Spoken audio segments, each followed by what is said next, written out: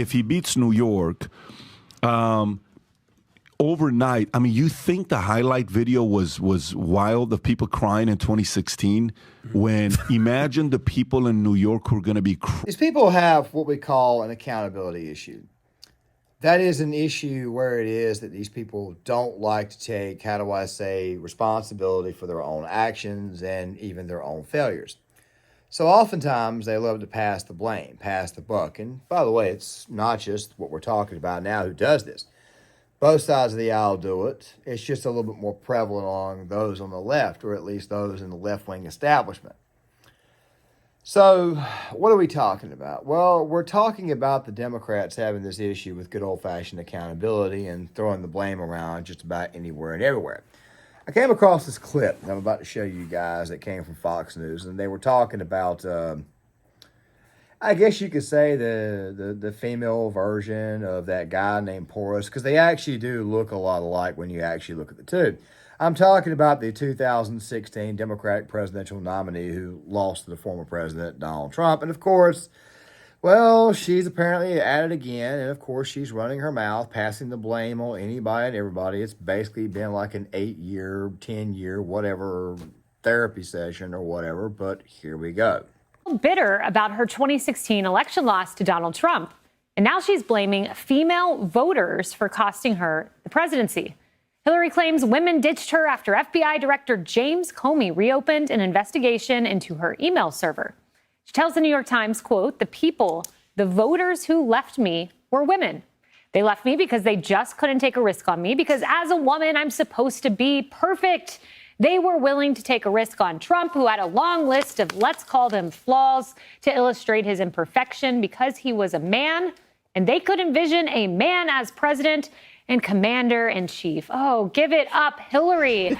I mean, Joe, why? How does this help your party? You need to win suburban women. So, yeah, let's get out there and criticize them. This is an 8-year public therapy tour that we're witnessing right now. All we're missing is Dr. Melfi at this point. I mean, there's something seriously wrong with this person. And think of all the people and things she blamed after losing that election. I got a partial list right here. Okay, If you give me about 10 and we've seconds. got the full list. You start. James Comey. Kind of crazy blaming female voters for your loss, but we'll get to that in a second. Before we talk about passing blame or anything like that, I want to just go ahead and say this. This woman called voters a basket of deplorables. The same person also at the exact same time said that Russia costed her the election. By the way, when people talk about Trump in 2020, they oftentimes love to forget about how it was that Sheila Jackson Lee at the end of the 2000 election protested. And of course, that right there was to keep Bush out of office. And then 2004, they did it again after he got reelected. Hillary Clinton, of course, she conceded, but then she turned right back around like over the next 8 years and claimed that the election was stolen from her, all that type of stuff there. But of course, we don't really talk about that. He said that the former president, Donald Trump, was an illegitimate president. And by the way, we are going to be talking about some of that in this video because, quite frankly, it's about accountability and people not wanting to actually look inward and see what the hell their problem was. But before we go any further, let's look at this next part. The Russians, Barack Obama, the New York Times, Bernie Sanders, Jill Stein, Sexton, the DNC, the Electoral College, WikiLeaks, Matt Lauer, low information voters, coal miners, the media, and the basket of deplorables. Maybe if you campaigned in Wisconsin, even once before that election, you wouldn't have lost that state. She barely was in Michigan, and she's patently unlikable and elitist. There's the list. I didn't know we were going to do that. And let it keep scrolling because this goes on for a while. I love your commentary. So I felt like you'd go there. So you teed it up well. Yeah. And yes, the list. Let's scroll that one more time, Kaylee. I just want people to see all the things she's blamed. Low information voters, which you kind of hit on. I guess that's the same as the basket of deplorables. Kaylee, Bernie Sanders, WikiLeaks, her campaign. I mean, gosh, like go back to the forest you were wandering in. Yeah, and you know, listen, women weren't the only ones who left her. All voters left her in the 2016 election. Now, let me say this really quick before we go any further. There's one more bit to this little conversation that we're going to have a speak about here in a second because it does, in fact, go to the topic of accountability. And, of course, I'm going to go ahead and run it right now because, obviously, when you have a lack of accountability, you oftentimes tend to miss bigger issues. This attempt to blame us as women specifically, though, for her loss, it's a representative of a total disrespect and actual contempt for female voters. And it's not unique to her. Most Democrats actually do this. And you see this on the campaign trail right now when Joe Biden, if he's out there campaigning to female voters, the only thing that he ever brings up is abortion, because they assume that we as women are going to vote the exact same way because of our sex, that we only think the exact same way, that we're incapable of independent and diverse thought, as if, for example, on the issue of abortion, maybe some of us don't agree that this is a threat to our rights and that we need to elect Joe Biden in order to preserve our liberty. And so what she's doing is actually a disservice to our sex. Yeah. And that's what she needs to keep in mind. No doubt. Yeah. Count me as one who disagrees with the left. By the way, was in a Politico article that I posted in the earlier video today. And of course, it's in the description box of the video as well. The Democrats at this moment in time, and of course, anytime there's an election, they always harp on the topic of abortion. Former President Trump, he decided to take a much more neutral position on this. And I find it very odd, too, because if you actually type in abortion, what's the most acceptable view when it comes to abortion? What you'll oftentimes find out is that most people agree, roughly to about 60%, that an abortion ban at roughly 3 months is credible. But it's also very weird, too, because if you say 16 weeks, the number drops drastically. Very odd. But still, at the same time, though, this has got to go with the left's overall campaign. I understand that you have a lady here talking about other issues, and I 100% agree with her. There's other issues that need to be talked about. As a matter of fact, abortion is like right on the bottom. Abortion is kind of the only thing these people have, especially the left. But that also goes to accountability, too. Okay, so you have smugness, which is, well, we'll just run on abortion and we'll get the single women.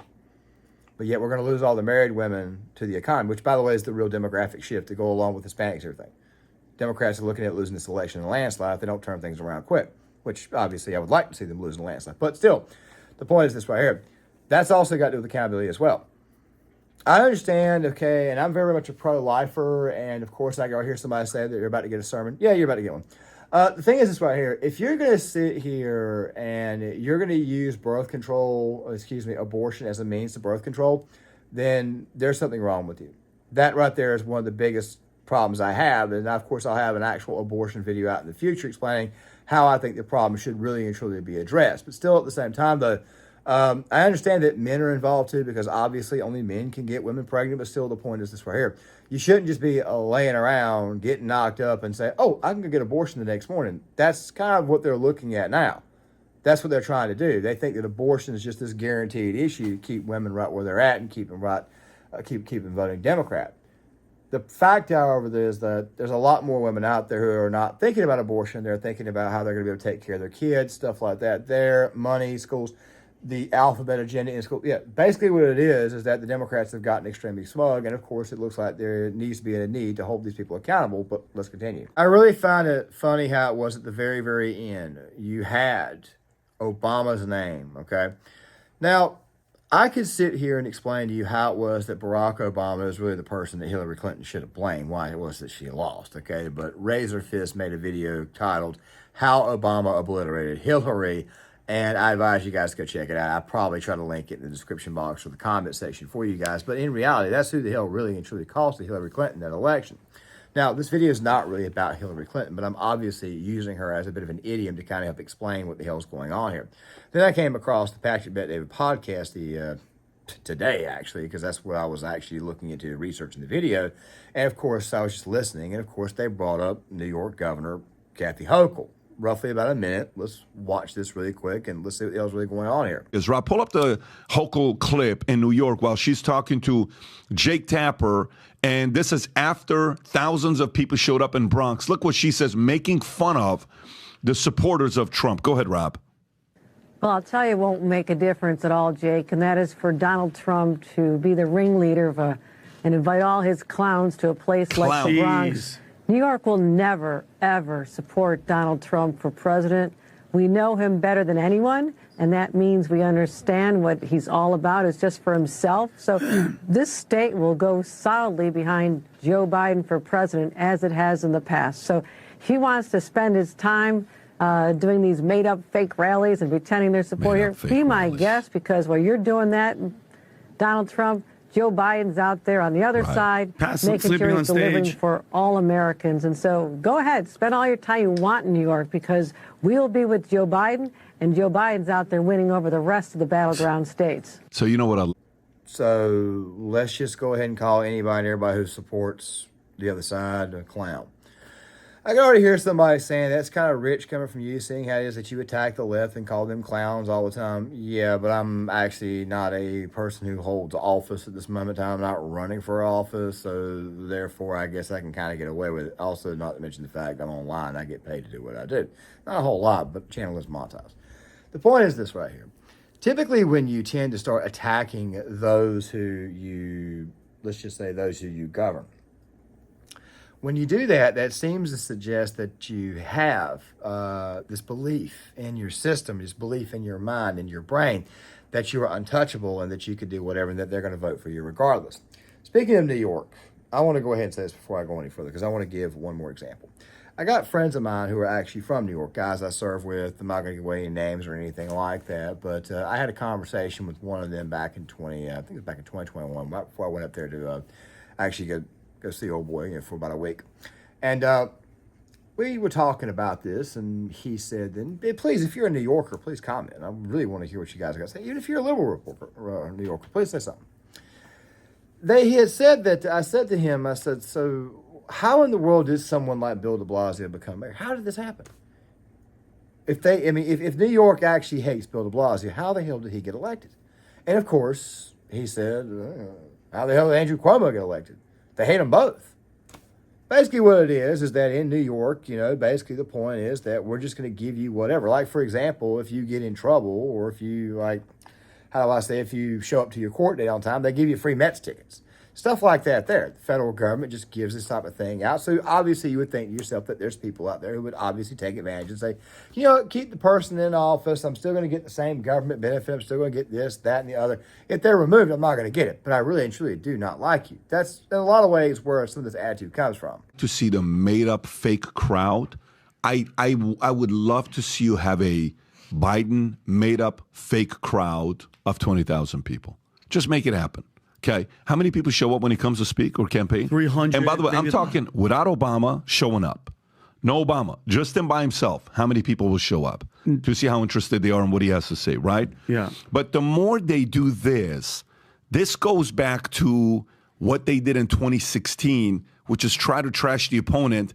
And they just pissed off the voter base more and more and more. And they said, did you just call me a clown? No problem. I'm going to show up with 50 clowns. I was planning on only voting with one other clown, but this time I'm showing up with 50 clowns. No problem. All these clowns are going to beat you. That's what you're doing to the opposition. Tom, thoughts on this? A lot of people are wondering if this is starting to change. By the way, Kathy Hochul, governor of New York, she recently came out and said that kids in the Bronx didn't even know how to have access to the internet. She said they didn't even know what a computer was. Okay? Even the Bronx has computers in their classrooms and stuff like that, okay? That just shows you how out of touch this person is. So you would probably think to themselves that these people feel themselves to be untouchable. I mean, I talked about Hillary Clinton earlier. Can we just go ahead and say what the hell was really going on with Hillary? It's my turn. It's my turn. It's my turn. Jeb Bush also had the exact same thing. It's my turn. It's my turn. It's my turn. It's a radical sense of entitlement. And it also shows you that these people also, to go on top of this, have this extreme level or this extreme lack of accountability to go along with it as well. It's not my fault. It's not my fault that my thing went bad. It's not my fault that I didn't campaign. It's not my fault that I didn't actually invite the Bernie. It's not my fault that my campaign called Bernie Sanders voters Taco Bowl voters. It's not my fault that it's not my fault that I decided to lay on the sword over Benghazi. In reality, Benghazi was really Obama's fault, but Hillary Clinton was glad to just lay on that sword right there for him. That's part of the reason why it is we blame her more than Barack, but in reality, we should be blaming Barack. As I said before, the person who was really and truly responsible for her failures was Barack Obama. Magically, that part was actually left out in the razor fist video, but I'm adding it now. The fact of the matter is the Democratic Party, the left as a whole, has this issue of accountability. Think that there is a very real chance, maybe only 15%, but rising, that she's going to regret that clip. Sienna Poll has it at 9%, actually 8.9% to be exact, which is as close as Trump has ever been. Can you tell us what that means? What's 8.9%? Oh, I'm sorry. Siena, which is one of their polls, it's one of Kathy Hochul's favorite pollsters, has Biden versus Trump in the state of New York. Trump is at 8.9% behind Biden. It was a 24% crushing in the election. And you hear what's going on. So guess what? The polls are saying is that these made-up rallies in the Bronx apparently are also made-up voters who are not made up and showing up in the polls. And what Tom was telling you just then was that people are starting to get involved.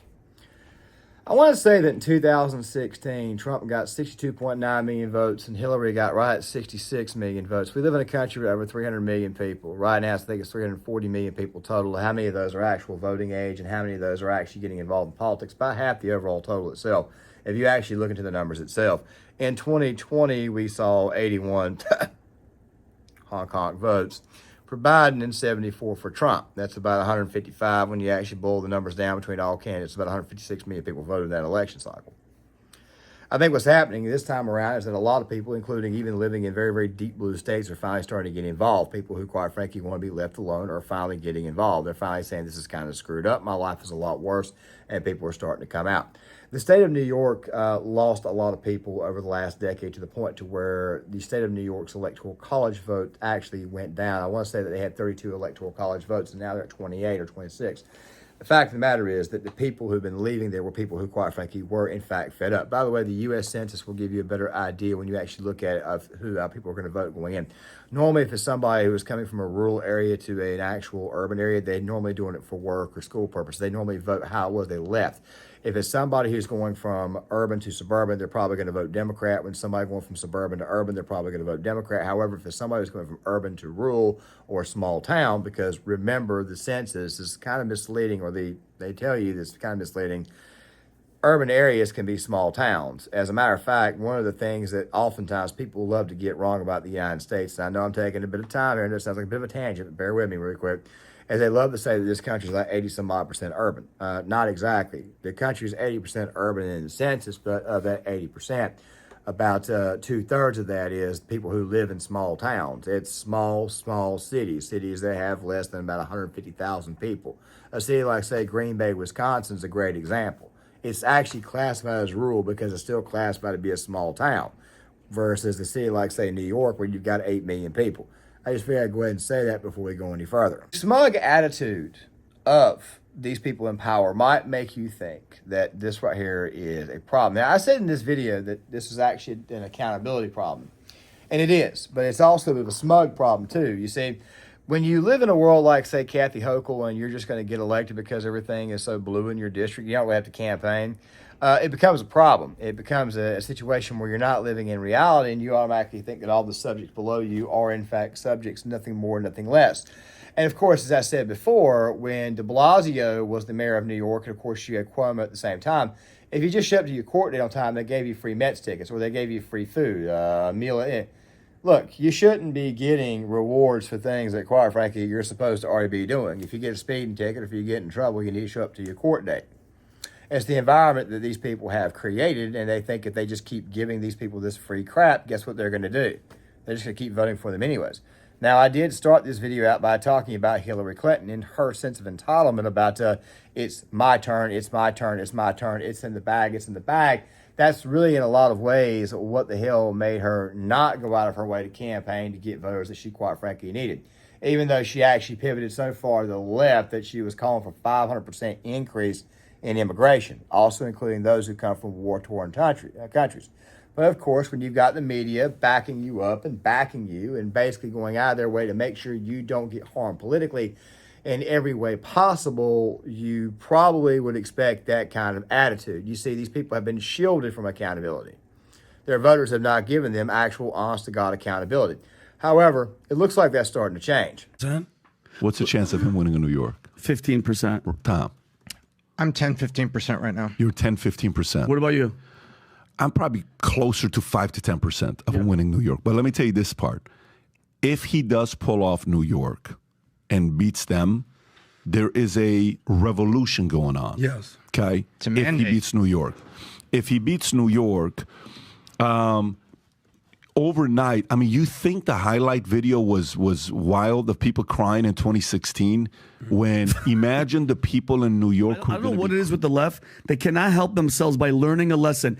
Hillary Clinton, when she said a basket of deplorables, that, like you said, sent everybody downhill. Are you not learning your lesson that the more you mess with our side, you're putting gasoline on the fire? With all this stuff, with all the lawfare that they're doing with Trump, you're making him stronger, you're making him more popular. Whoever is in charge, and I know Hillary and Obama and all them are in charge of this thing, they are so stuck in their stupid ways, they'll never shift tactics. Shift your tactic, leave him alone. I'm telling you right now, PBD, if they stopped saying Trump and stopped saying stuff like that, they actually might have a chance. That is if they don't cheat, which we all know.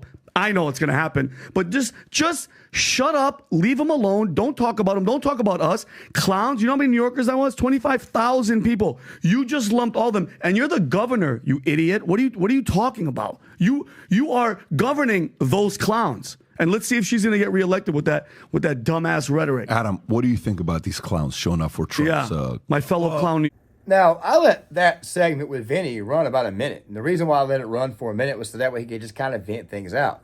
Kathy Hochul never actually got elected to that spot. The only reason why she has that job really is because Andrew Cuomo, they decided to say that they decided to bring up some crap in Andrew Cuomo's past to kind of get rid of him is basically what it was. And of course, he was no longer the governor. So therefore, Kathy Hochul, lieutenant governor, she became the actual governor.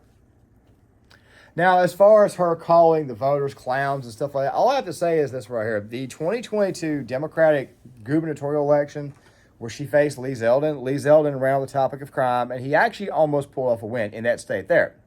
I'm not saying he's going to do that. I'm not saying he's not going to do that. But, of course, there is another segment here that I'm about to show you guys now where people are kind of wondering if in a state like, say, New York, if people will, I don't know, have some type of political revolution there where they all of a sudden just decide to start voting all these left-wing establishment Democrat clowns out. And a lot of these people who live in these very, very blue areas who normally are not politically active are finally starting to get involved. I mean, there was actually a memo that was released to the Pennsylvania Democratic Party where they said do not register any more voters. Well, all the people who are registering to vote are leaning for Trump.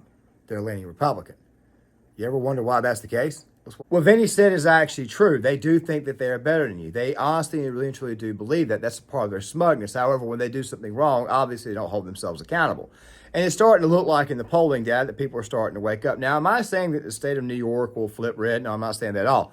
What I'm saying is that more and more people are becoming more and more active. If more and more people are becoming active and they're against the Democratic Party and they're voting for the Republican nominee, especially when they see them try to lock this guy up, which, by the way, I talked about a little bit in the previous video that's going to be coming out to go with this one right here because both of these are Wednesday releases. The point is this right here. After a while, people do, in fact, get involved. They get motivated to vote you out because of what you're doing. The point is this right here. When you keep screwing people over and over again, especially the taxpayer, after a while, there is going to be a backlash. Now, you're probably thinking to yourself, why did this backlash not come earlier? Well, it more than likely didn't come earlier because, let's be honest, the media, while always being biased towards the left, it was never this actual it was never actually this pervasive. That right there is the reason why. Now people are seeing everything that's going on. Also, something else too, the pandemic actually got people talking about stuff like where our food comes from, where our medications come from. I should link this episode right here of the Richard Barris, the People's Pundit. He had a great segment with Robert Barnes on this, and people are starting to get involved. And by the way, it's also worldwide. People are actually starting to get involved, and they're actually starting to get active, and they want these crazy loons out of office. And given the fact that you have a governor in the state of New York that said that people of color, poor kids, people who are black, who live in the Bronx, haven't even seen a computer or don't even know what it is or can't even get access to the internet, the smugness level is through the roof. And the real reason why it's been through the roof is because people, quite frankly, have not been holding these politicians accountable. The first time any politician, in my opinion, felt like it was actually held accountable by the people was probably Hillary Clinton. The American people did not want that ratchet witch to be president. As a matter of fact, I'm going to go ahead and tell you right now exactly my story before I close this video. Back in 2015, back in 2016, I thought Trump was running as a joke. I've known who Trump was since I was a child because he's always been in the news. I wasn't going to vote for him. But of course, at the same time, though, I also did not believe he would ever be the nominee. He became the nominee. I had to make a decision. Do I put the devil I don't know in, which I actually do kind of know, or do I put the devil that I do know, who quite frankly needs to stay away from the Oval Office in? I supported Trump. I mean, I am a conservative. I mean, but then again, we may should stop using that term. Maybe we should just use traditional, because we're really and truly not conserving anything. We really aren't. The point is this right here. That right there was a form of holding that ratchet witch accountable, given all of her crimes, given everything that we know about her. You know, given the email scam, which we all know what the hell was inside those emails. We all know what the hell was there. Woman's been selling this country out for years. We all know what the hell is up with Biden. We've done this for a very long time. But at the time, we didn't know exactly, you know, what Trump was going to do. But at the end of the day, though, he became our human cocktail, our human Molotov cocktail, as Michael Moore said. He became the guy that, quite frankly, we chose to throw at the scheme, to throw at the system, because the system had been screwing us over. Maybe not me, but definitely a lot of other people. I didn't like how the Obama administration handled the military. I didn't like how the Obama administration handled anything. They were wrong on everything. So you got to ask yourself a question. Why are people now starting to get involved? Well, the biggest reason why they're getting involved is because of Democrat smugness. Nobody likes a smug jerk. Nobody likes him at all. I mean, some people will just go through the system. They'll go through the inflation. They'll go through the hard times if it means that they can find a way to keep somebody that they did not think they were ever going to vote for out of office or ever see get in power. But then when they see that particular hope that they have to change things suddenly go on trial by these same crazy, smug loons who've never been held accountable, of course people are going to get active and people are going to get pissed off because now their lives are being affected. You're taking away their choice. And that right there is what I mean by the Democrats. They have a major accountability issue. They've never been held accountable, and that right there is their accountability issue. But it makes me wonder what's going to happen if they lose this cycle. It makes me wonder what's going to happen if they lose. Are they going to be held accountable, and how are they going to act? You guys tell me, please, in the comment section. With that right there being said, guys, make sure you guys please hit the like button, subscribe, share the video, sign off in the comment section. I'll see you guys later.